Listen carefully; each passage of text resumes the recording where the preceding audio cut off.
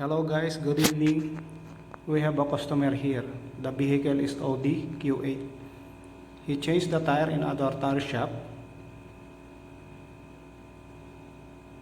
Tire is Continental. As you can see, this is new. 4 set of them. Audi Q8.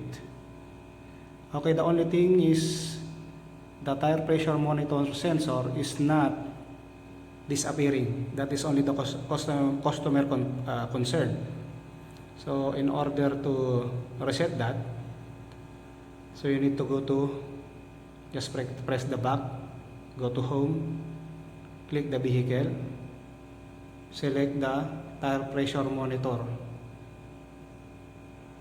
Okay, then go to reset tire pressure, click, then store the tire pressure. Yes, click it, then processing, under processing right now. So as you can see guys, the alarm is gone, as simple as that. Now click it back, click it again in order to appear the normal view. Okay, as simple as that guys. It's very easy. Just follow the step and you will not lose. Like and share.